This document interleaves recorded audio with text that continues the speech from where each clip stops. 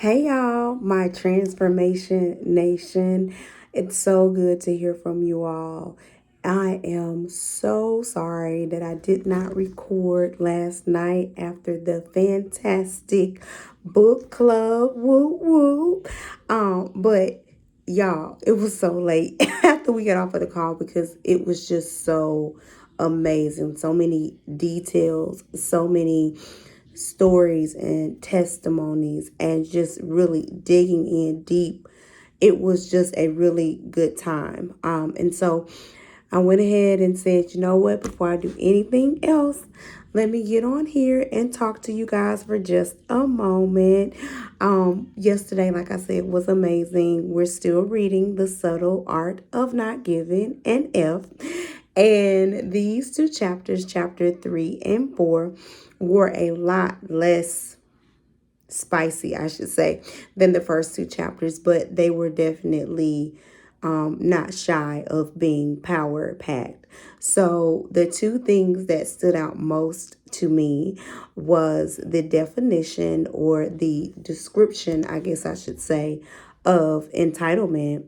I had never linked narcissism to entitlement, but how he breaks it down and how he explains it, I can see how they are truly connected. I also did not understand how, or I didn't see entitlement or narcissistic behavior as someone who is always playing the victim.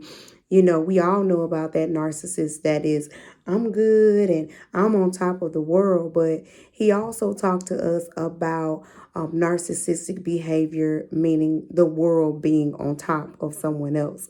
So I want to encourage you, because once I thought about it and how he described entitlement, I took a minute and it became clear to me that everybody could fall into the category of a form of entitlement, which can lead to narcissistic behavior. And that is when you have an issue, and instead of taking ownership of that issue, you instead decide that it's someone else's problem, it's someone else's fault, and they owe you help, they owe you guidance. You get into a place of feeling entitled, or like someone owes you something. And if they don't give it to you, then you may fall into the victimization part. And so I just want to encourage everybody that if you have something that you are struggling with, this is the second thing. Entitlement was the first. The second thing that we talked about was it was the self-awareness onion. That's what it was. And this is for anybody that may be struggling with understanding their emotions, explaining their emotions, or explaining why you may have an emotion. The self-awareness onion will help you with that. I call it the 1, 2, 3 steps to emotional awareness. And I really love the way that was broken down, because if you truly take a moment to just really explore your emotions, and one, identify your emotion, and then two, after you identify your emotion, if you can begin to ask yourself the question, why am I like this? Why? So we're investigating now. So it's identify, and now it's investigate. So now I'm investigating, why do I have this feeling? And let me tell y'all, when I got to this step, I truly struggled, because I thought that I was pretty good at self-awareness.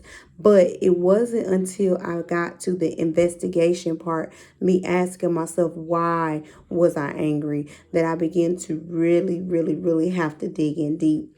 And then the last step, once you get past an identification of the emotion and investigation of the emotion, is the trying to find a value system that is attached to that emotion. So you want to make sure that you say, why am I doing this, and what value or what belief system have I attached to me feeling this way?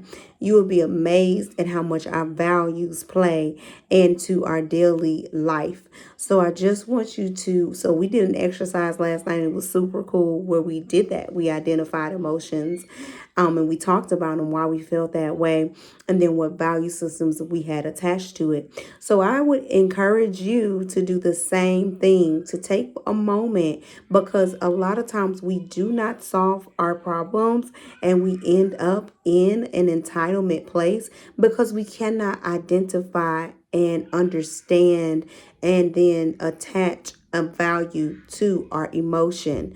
Once you do that, you will find that problem solving becomes a lot easier. Y'all, this was life changing for me.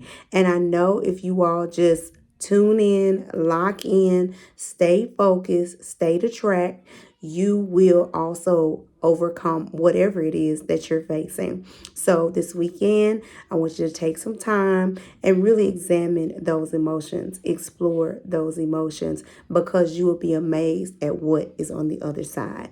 Talk with you soon. Bye bye.